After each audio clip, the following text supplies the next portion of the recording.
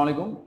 আমি Umar Faruk Mahin, nursing educator, global nursing 360 পক্ষ থেকে আপনাদের জন্য নিয়ে এসেছি মাইক্রোবায়োলজি ক্লাস। আমার এই ক্লাসগুলো বিশেষ করে BSc nursing and diploma nursing এর জন্য খুবই উপকারী ক্লাস হবে। তো আশা করব আপনারা সবাই আমার সাথে থাকবেন। ইনশাআল্লাহ চেষ্টা করব শতভাগ দেওয়ার, এবং আমি এটাও চেষ্টা করব যে রোডম্যাপ অনুযায়ী একটা সুন্দরভাবে পুরোটা সিলেবাস কভার আপ দেওয়ার জন্য।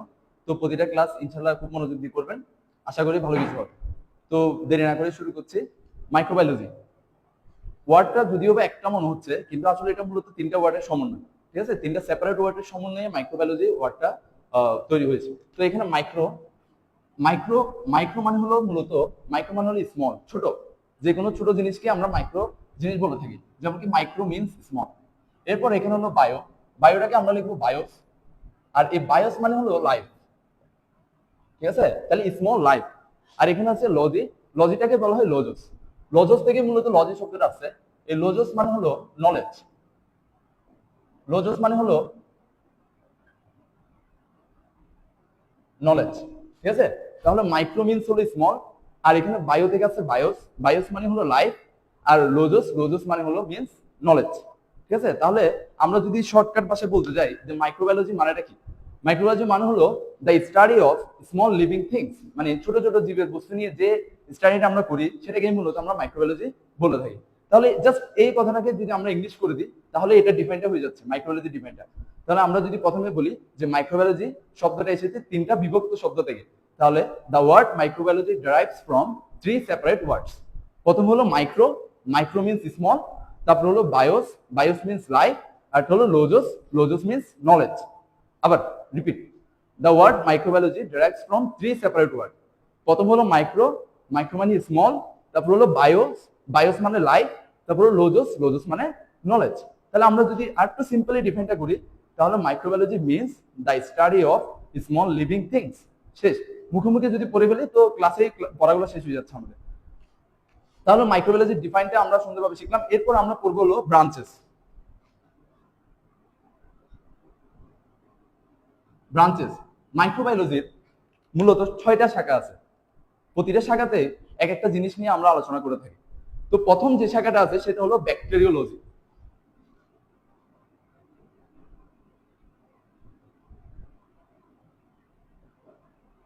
প্রথম যে শাখাটা আছে সেটা হলো ব্যাকটেরিওলজি, যেখানে আমরা আলোচনা করব ব্যাকটেরিয়া নিয়ে। এরপরে শাখাটা হলো ভাইরোলজি। ভাইরোলজিতে আলোচনা হবে ভাইরাস নিয়ে। এরপরে হলো মাইকোলজি।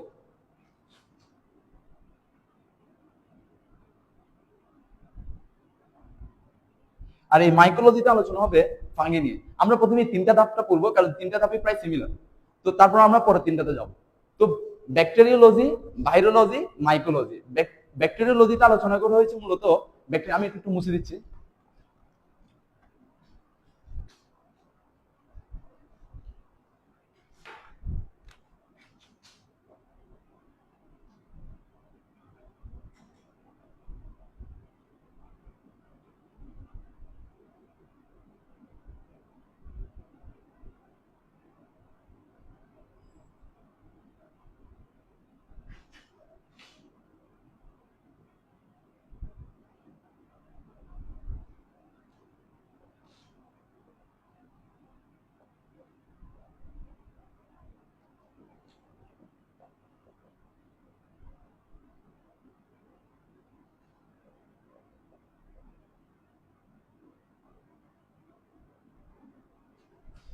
এরপর আমরা আসবো হলো ব্যাকটেরিওলজি। ব্যাকটেরিওলজিতে মূলত আলোচনা করা হয় ব্যাকটেরিয়া নিয়ে। ঠিক আছে, ব্যাকটেরিয়া নিয়ে, ব্যাকটেরিয়া নিয়ে। এখন ব্যাকটেরিয়ার কোন বিষয়গুলো নিয়ে আলোচনা করা হয়? আমি তো বললাম যে ব্যাকটেরিওলজিতে আমরা আলোচনা করবো ব্যাকটেরিয়া নিয়ে। এখন ব্যাকটেরিয়ার কোন বিষয়গুলো নিয়ে আলোচনা করা হবে? তাহলে প্রথম আমরা ডিল করব, ব্যাকটেরিওলজি মানে হলো ডিল করে। ঠিক আছে, কার সাথে? ব্যাকটেরিয়ার সাথে। ব্যাকটেরিয়ার কোন বিষয়গুলোর সাথে ডিল করবে? যেমন কি ব্যাকটেরিয়ার প্রথম যেটা ডিল করবে সেটা হলো অ্যানাটমি। অ্যানাটমি মানে ব্যাকটেরিয়ার গঠনটা কেমন, ব্যাকটেরিয়ার দেখতে কেমন। ঠিক আছে, ব্যাকটেরিয়ার মধ্যে কি কি জিনিস উপাদানগুলো আছে এটা আমরা নেক্সট ক্লাসে আর একটু ডিটেইলস জানবো ব্যাকটেরিয়া নিয়ে যখন পড়বো তখন। আমি জাস্ট এখন একটু বলে দিচ্ছি যে ব্যাকটেরিওলজিতে ডিল করবে ব্যাকটেরিয়ার সাথে। ব্যাকটেরিয়ার কোন কোন জিনিসগুলোর সাথে আমরা ডিল করব? প্রথম হলো অ্যানাটমি। অ্যানাটমি মানে হলো ব্যাকটেরিয়ার গঠনটা কেমন, গঠন। ঠিক আছে, এরপর আমরা কাজ করবো হলো ফিজিওলজি নিয়ে। ফিজিওলজিতে ব্যাকটেরিয়ার কাজ কি, ফিজিওলজি মানে হলো কাজ। কোন একটা জিনিসের কাজকে আমরা ফিজিওলজি বলি। তো এখানে এখানে হলো ব্যাকটেরিয়ার কাজ কি, ঠিক আছে, এটা হলো ফিজিওলজি কাজ। তাহলে আমরা প্রথমে বললাম হলো ব্যাকটেরিওলজি, ব্যাকটেরিওলজিটা ডিল করবে ব্যাকটেরিয়ার সাথে। ব্যাকটেরিয়ার কোন কোন জিনিসের সাথে ডিল করবে? প্রথম হলো ব্যাকটেরিয়াল অ্যানাটমি, তারপর হলো ফিজিওলজি, এরপর হলো ডিজিজ প্রডিউস বাই দেম। কোন কোন রোগগুলা এই ব্যাকটেরিয়ার মাধ্যমে ছড়িয়ে থাকে, মানে সৃষ্টি হয়, কোন কোন রোগগুলা এই ব্যাকটেরিয়ার জন্য সৃষ্টি হয় শরীরে। তাহলে এখানে হলো যে রোগ, ঠিক আছে, রোগ। এরপর হলো প্যাথোজেনেসিস। প্যাথোজেনেসিস মানে একটা রোগ যে আমার শরীরে ব্যাকটেরিয়ার কারণে হবে, সেটা কিভাবে আমার শরীরের মধ্যে ছড়াবে, সেই বিষয়টাকে আমরা বলি প্যাথোজেনেসিস। এরপর হলো এখানে ডিজিজ প্রডিউস বাই দেম আর প্যাথোজেনেসিসের মধ্যে একটা স্লাইড পার্থক্য আছে, যেটা আমি একটু পরে দেখাচ্ছি। এরপর হলো ডায়াগনোসিস। ডায়াগনোসিস মানে হলো আমরা কিভাবে রোগটা শনাক্তকরণ করবো। ধরুন আমার শরীরে ব্যাকটেরিয়া নিয়ে একটা রোগ হলো, তো আমার খারাপ লাগতেছে, তাহলে আমি নিশ্চয়ই ডাক্তারের কাছে যাবো। উনি আমাকে কিছু টেস্ট দিবে, যে আপনি একটু ব্লাড টেস্ট করে আসেন বা এটা করে আসেন, আপনার রোগটা আমার থেকে শনাক্ত করতে হবে। তখন আমার থেকে একটা স্যাম্পল নিবে, ব্লাডও নিতে পারে, স্টোনও নিতে পারে, ইউরিনও নিতে পারে, যে কোনো কিছু নিয়ে আমার একটা টেস্ট করতে পারে। তো এটাকে আমরা বলি ডায়াগনোসিস, মানে রোগটাকে কিভাবে আমরা শনাক্ত করবো। এরপর হলো ট্রিটমেন্ট। অবশ্যই ট্রিটমেন্ট লাগবে, একটা রোগ হয়ে গেছে তো এখন আর কিছু তো করার নেই, তাই না? তো ট্রিটমেন্টটা হলো যে একটা মানুষকে আমরা কিভাবে এই রোগটা থেকে ট্রিট করবো, ঠিক আছে, এই রোগটার বিরুদ্ধে আমরা কিভাবে ওকে সেবা দিব, এটাকে বলে আমরা ট্রিটমেন্ট। এখন মোটামুটি ইনশাল্লাহ এটা বোঝানো হয়ে গেছে যে ব্যাকটেরিওলজি মানে হলো ব্যাকটেরিয়া নিয়ে আলোচনা মূলত। তাহলে deal with bacterial anatomy, physiology, disease produce by them, pathogenesis, diagnosis, treatment. আবার ব্যাকটেরিওলজি এটা একটা ব্রাঞ্চ, এটা ডিল করবে কার সাথে? Deal with bacterial anatomy, physiology, disease produce by them, pathogenesis, diagnosis and treatment. এই ছয়টা জিনিস নিয়ে আমরা এখানে একটা ব্রাঞ্চের মধ্যে এই ছয়টা জিনিস নিয়ে আলোচনা হবে। এখন ডিজিজ প্রডিউস বাই দেম আর প্যাথোজেনেসিস, এই দুটো আমি একটু জাস্ট স্লাইড পার্টে একটু দেখাই দিচ্ছি। যেমন কি আমার ধরেন টিউবারকুলোসিস রোগ হয়েছে। তো টিউবারকুলোসিস রোগটার জীবাণুটা হলো মাইক্রোব্যাকটেরিয়াম টিউবারকুলোসিস। তাহলে আমার মাইক্রোব্যাকটেরিয়াম টিউবারকুলোসিসের জন্য টিউবারকুলোসিস, ঠিক আছে, মাইক্রোব্যাকটেরিয়াম টিউবারকুলোসিসের জন্য আমার টিউবারকুলোসিস রোগ হয়েছে, টিউবারকুলোসিস রোগ হয়েছে। এই যে এই জীবাণুটার জন্য, এটা হলো জীবাণু, ঠিক আছে, মাইক্রোব্যাকটেরিয়াম টিউবারকুলোসিস। এই জীবাণুটার জন্য আমার রোগ হয়েছে কি? টিউবারকুলোসিস। এই জিনিসটাকে বলা হয় ডিজিজ প্রডিউস, মানে আমার এই জীবাণু থেকে এই জিনিসটা প্রডিউস হয়েছে। এখন প্যাথোজেনেসিস মানে কি? এখন প্যাথোজেনেসিস মানে হলো এই ডিজিজটা একটা মানুষের মধ্যে কিভাবে ছড়ায়, এটাকে বলে আমরা মূলত প্যাথোজেনেসিস। যেমন কি একজন ইনফেক্টেড পিপল, যার শরীরে অলরেডি মাইক্রোব্যাকটেরিয়াম টিউবারকুলোসিসটা আছে, ধরো ও হাঁচি বা কাশি দিল, ঠিক আছে, হাঁচি বা কাশি দিল,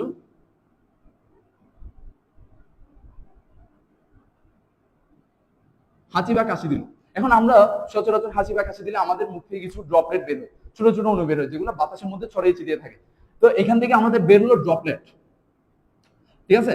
এই ড্রপলেট গুলো বাতাসের মধ্যে 2 থেকে 3 ঘন্টা বা এর বেশি সময়ও স্থায়ী থাকতে পারে, ঠিক আছে, মানে ছড়াই থাকতে পারে উড়ে উড়ে, ঠিক আছে।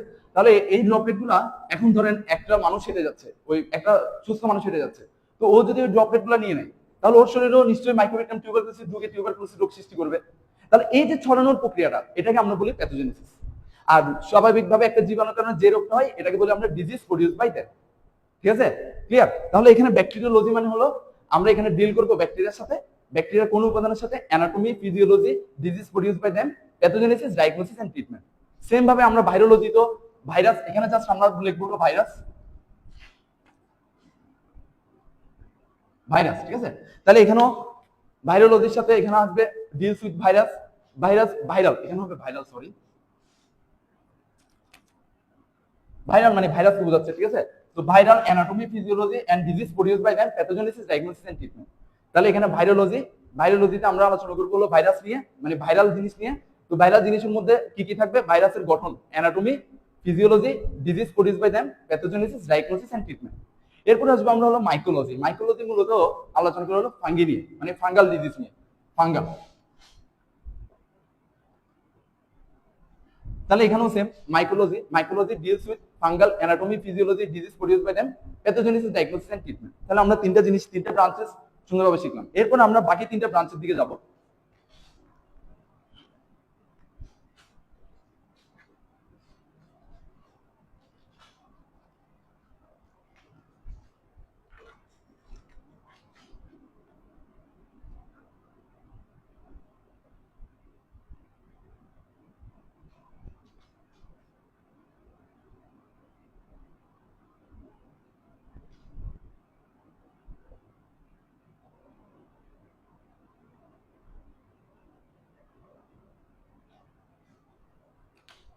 প্রথম হলো প্যারাসাইটোলজি। এরপরে 4 নম্বর ব্রাঞ্চেস যেটা আসবে, ব্রাঞ্চেসের মধ্যে আমরা 4 নম্বর ধাপ, সেটা হলো প্যারাসাইটোলজি। ঠিক আছে, প্যারাসাইটোলজির মধ্যে আমাদের জাস্ট ডিল করবো মেডিকেল ইম্পর্টেন্ট প্যারাসাইট গুলোকে নিয়ে। প্যারাসাইটোলজির মধ্যে আমরা জাস্ট কোন জিনিসগুলোর উপর ডিল করবো, যে প্যারাসাইট তো অনেকগুলাই আছে তাই না, যেগুলো আমাদের মেডিকেল ব্রাঞ্চের জন্য লাগবে আমরা জাস্ট ওগুলাই লাগবে। ঠিক আছে, তাহলে প্যারাসাইটোলজিতে আমরা বলবো deals with medically important Parasite. Deals with medically important Parasite, for example হলো প্রোটোজোয়া। ঠিক আছে, আমরা এখানে একটা এক্সাম্পল দিতে পারি, সেটা হলো প্রোটোজোয়া। তাহলে আমরা এখানে প্রোটোজোয়া নিয়ে আলোচনা করতে পারি। এছাড়াও হেলমিনথিস আছে। তাহলে আমরা এগুলো নিয়ে প্যারাসাইটোলজির মধ্যে আমরা জাস্ট আলোচনা করবো হলো মেডিকেলি ইম্পর্টেন্ট যে প্যারাসাইট গুলো আছে, জাস্ট আমরা ওইগুলো নিয়ে আলোচনা করবো। সেজন্য প্যারাসাইটোলজি মানে হলো deals with medically important Parasite. এরপর আমরা আসবো ইমিউনোলজি। ইমিউনোলজিতে মূলত একটা ইমিউনোলজি জিনিসটা কি, আমাদের দেহের ইমিউন সিস্টেম একটা রোগের বিরুদ্ধে কিভাবে কাজ করবে সেটাকে আমরা বলবো ইমিউনোলজি। তাহলে এটা হবে deals with host response to micro organism, মানে আমাদের দেহটা একটা মাইক্রো অর্গানিজমের উপর কিভাবে কাজ করবে। ধরেন আমার শরীরের মধ্যে একটা রোগ, একটা জীবাণু ঢুকছে, তাহলে আমার শরীর কি করবে, ওই জিনিসটাকে প্রথমে ডিটেক্ট করবে, মানে শনাক্ত করবে যে আমার শরীরে কোন রোগটা ঢুকছে। ঠিক আছে, তারপরে এটার বিরুদ্ধে আস্তে আস্তে ইমিউনিটি তৈরি করা শুরু করবে, অ্যান্টিবডি তৈরি করবে, তারপর ওই অ্যান্টিজেনটাকে আস্তে আস্তে ওই যে জীবাণুটা ঢুকছে ওইটাকে আস্তে আস্তে ধ্বংস করা শুরু করবে। এটাকে আমরা বলি ইমিউনোলজি। তাহলে parasitology deals with medically important parasite, আর হলো ইমিউনোলজি, ইমিউনোলজি হলো deals with host response to micro organism, মানে আমাদের দেহ ওই মাইক্রো অর্গানিজম মানে ওই অণুজীবের উপর কিভাবে কাজ করে সেটাকে হলো মূলত ইমিউনোলজি। এরপর আসবে ক্লিনিক্যাল মাইক্রোবায়োলজি। ঠিক আছে, ক্লিনিক্যাল মাইক্রোবায়োলজিটা হলো একটা স্পেসিফিক অর্গান কোন কোন রোগগুলো হতে পারে, একটা স্পেসিফিক অর্গানের উপর কোন জীবাণুগুলো আক্রমণ করতে পারে এবং আমরা এটা কিভাবে শনাক্ত করব। সেজন্য এখানে বলে deals with organ specific microbial disease. Deals with organ specific microbial disease. আমি একটা উদাহরণ দিতে পারি, যে ধরেন আমার অঙ্গ হলো ফুসফুস। ঠিক আছে, ফুসফুসের মধ্যে নিউমোনিয়া হতে পারে। তাহলে একটা স্পেসিফিক অর্গানে যে রোগটা হয়, একটা স্পেসিফিক অঙ্গে যে রোগটা হয়, ওইটাকে আমরা বলবো ক্লিনিক্যাল মাইক্রোবায়োলজি। এখন এটা আমরা শনাক্তকরণ করবো। ঠিক আছে, এই শনাক্তকরণটাকে বলে ক্লিনিক্যাল মাইক্রোবায়োলজি।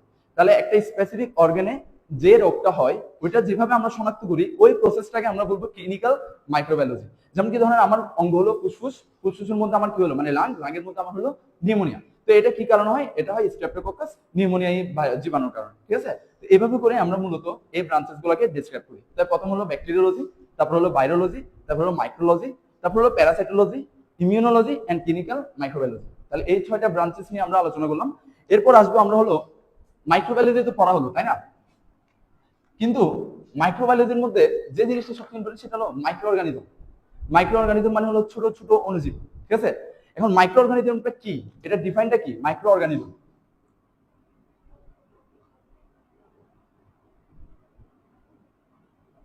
মাইক্রো অর্গানিজম, ঠিক আছে, এই মাইক্রো অর্গানিজম জিনিসটা কি।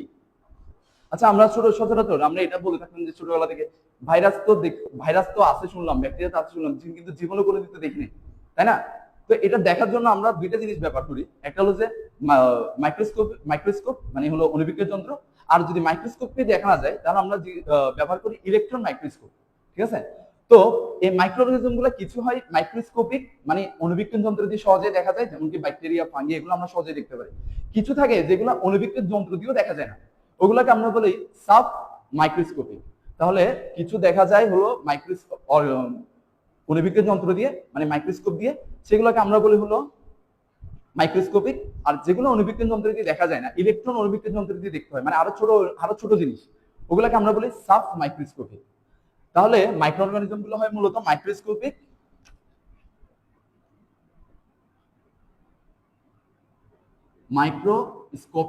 অথবা সাব মাইক্রোস্কোপিক। ঠিক আছে, তাহলে আমাদের মাইক্রো অর্গানিজমটা হয়, তাহলে আমরা যদি এটা একটু ডিফাইন করে বলি তাহলে হবে মাইক্রো অর্গানিজমস আর মাইক্রোস্কোপিক অর সাব মাইক্রোস্কোপিক।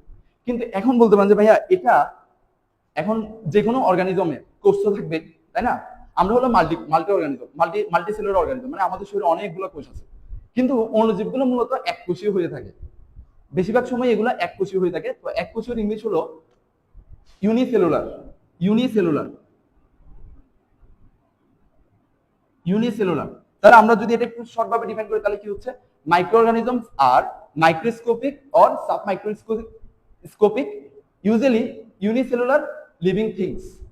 ঠিক আছে, আবার মাইক্রো অর্গানিজমস আর microscopic or submicroscopic usually unicellular living things. তাহলে আমরা মাইক্রো অর্গানিজম ডিফাইনটা একটু সুন্দরভাবে শিখে গেলাম যে মাইক্রো অর্গানিজমস আর microscopic or submicroscopic usually এটা না বললে হবে সাধারণত আর কি বোঝায়। তো microscopic or submicroscopic usually unicellular living things, এটা হলো আমাদের মাইক্রো অর্গানিজমের ডিফাইন। এখন আমরা যদি ব্যবহার করি যে ভাইয়া মাইক্রো অর্গানিজম তো বললাম, এবার মাইক্রো অর্গানিজমের ক্লাসিফিকেশনটা কি, ক্লাসিফাইটা কি, ঠিক আছে? আমি অলরেডি বলছি যে এটা এককোষীয় হয়, মাইক্রো অর্গানিজমটা মূলত হয় এককোষীয় ইউনিসেলুলার, কিন্তু এই সেলের উপর ভিত্তি করে এটাকে দুই ভাগে ভাগ করা যায়। একটা হলো যে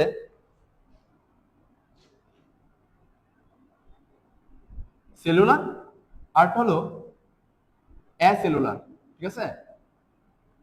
অ্যাসেলুলার। এখন বলতে পারেন যে ভাই সেলুলার মানে কি? সেলুলার মানে হলো কোষীয়, আর অ্যাসেলুলার মানে হলো অকোষীয়, যেগুলোর কোষ থাকে না। এই অকোষীয় জীবগুলা, যেমন অকোষীয়র মধ্যে আছে হলো ভাইরাস, কি আছে? ভাইরাস। এখন বলতে পারেন যে ভাই সেলুলার অ্যাসেলুলার তো বুঝলাম, কিন্তু এগুলার জিনিসটা কি, তাই না? সেলুলার মানে হলো কোষীয়, যে উপাদান, যে অর্গানিজম গুলোর মধ্যে কোষ থাকবে সেই কোষগুলোকে আমরা, সেই অর্গানিজম গুলোকে বলবো, মাইক্রো অর্গানিজম গুলোকে আমরা সেলুলার মাইক্রো অর্গানিজম। আর যে মাইক্রো অর্গানিজমের মধ্যে কোষ থাকবে না সেগুলোকে বলবো আমরা অ্যাসেলুলার। যেমন কি ভাইরাস, ভাইরাসে কিন্তু কোনো কোষ নেই। ভাইরাস কোনো একটা প্রাণীর শরীরে যাওয়ার পর ও জীবনের অস্তিত্ব প্রকাশ করে। এমনি যদি এখানে এই যে আমার হাতে এখন অনেক ভাইরাস লেগে আছে, এগুলো মূলত এখন মৃত অবস্থায়। এই যে এই জিনিসের উপর যে ভাইরাস গুলো আছে সব মৃত অবস্থায় আছে। যখনই এটা আমার শরীরের মধ্যে এন্ট্রি করবে তখনই এটা জীবনের অস্তিত্ব প্রকাশ করবে। সেজন্য এগুলোকে আমরা বলি মূলত অ্যাসেলুলার, ঠিক আছে? কারণ অ্যাসেলুলার ভাইরাসের আর কোনো পর্ব নাই। কিন্তু সেল কিন্তু আবার দুইটা ভাগে ভাগ করছে। সেল মানে কোষীয় গুলাকে দুইটা ভাগে ভাগ করছে, একটা হলো যে ইউক্যারিওটিস আর একটা হলো যে প্রোক্যারিওটিস, ঠিক আছে? আমি একটু লিখতেছি তারপর বলতেছি।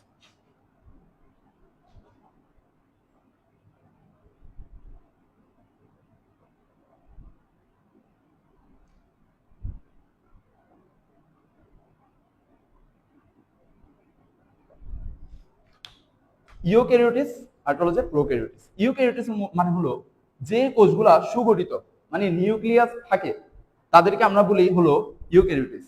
আর যে কোষগুলোর মধ্যে নিউক্লিয়াসটা থাকে না তাদেরকে আমরা বলি হলো প্রোক্যারিওটিস, ঠিক আছে? তাহলে যে কোষগুলোর মধ্যে, যে সেলগুলোর মধ্যে মানে কোষীয় উপাদানের মধ্যে নিউক্লিয়াস থাকে, নিউক্লিয়াস হলো যে একটা কোষের মেইন চালিকা শক্তি, ঠিক আছে? তো যদি নিউক্লিয়াস থাকে তাহলে আমরা বলবো এটা কি ইউক্যারিওটিস, আর যদি নিউক্লিয়াস না থাকে তাহলে আমরা এটাকে বলবো হলো প্রোক্যারিওটিস। এখন ইউক্যারিওটিস এর মধ্যে কি কি আছে? ইউক্যারিওটিস এর মধ্যে মূলত আছে হলো প্রোটোজোয়া, ফাঙ্গি, অ্যালগি, ঠিক আছে? ইউক্যারিওটিস এর মধ্যে আছে হলো প্রোটোজোয়া, ফাঙ্গি, অ্যালগি। এগুলার কোষও থাকে, আবার কোষের মধ্যে নিউক্লিয়াসও থাকে, যে কারণে আমরা এগুলাকে বলি সেলুলার ইউক্যারিওটিক অর্গানিজম, ঠিক আছে? এরপর আসবো আমরা প্রোক্যারিওটিস। প্রোক্যারিওটিস এর মধ্যে থাকে হলো মূলত ব্যাকটেরিয়া, ঠিক আছে? প্রোক্যারিওটিস এর মধ্যে থাকে হলো ব্যাকটেরিয়া অর্গানিজম, ঠিক আছে? ব্যাকটেরিয়া। আবার জাস্ট এখানে প্রোক্যারিওটিস এর মধ্যে ব্যাকটেরিয়াই থাকে, কারণ ব্যাকটেরিয়া নিউক্লিয়াস সুগঠিত নয়, ঠিক আছে? সেজন্য আমরা এটাকে বলি প্রোক্যারিওটিস, সেলুলার প্রোক্যারিওটিক অর্গানিজম, ব্যাকটেরিয়াকে আরেক ভাষায় বলা যায়। এবার এই ব্যাকটেরিয়ার উপর ভিত্তি করে এটাকে দুইটা ভাগে ভাগ করছে। কিছু কিছু ব্যাকটেরিয়া থাকে যেগুলো কোষের বাইরে থেকে কাজ করে, আবার কিছু কিছু ব্যাকটেরিয়া থাকে যেগুলা কোষের মধ্যে থেকে কাজ করে, ঠিক আছে? তো এটাকে বলে আমরা এক্সট্রা সেলুলার, যেটা কোষের বাইরে থাকে সেটাকে বলে আমরা এক্সট্রা সেলুলার, আর যেটা কোষের মধ্যে থাকে সেটাকে আমরা বলি হলো ইন্ট্রাসেলুলার, ঠিক আছে? তাহলে আমরা প্রথমে এই প্রোক্যারিওটিসটাকে আমরা কয় ভাগে ভাগ করব? দুই ভাগে ভাগ করব, ঠিক আছে? প্রথম হলো এক্সট্রা সেলুলার,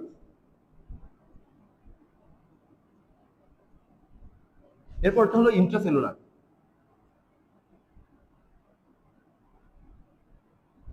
তাহলে এই এক্সট্রা সেলুলারের মধ্যে থাকবে হলো যেগুলা কোষের বাইরে থেকে কাজ করবে, মানে সরাসরি টিস্যুর উপর কাজ করবে, এক কথায় শেষ।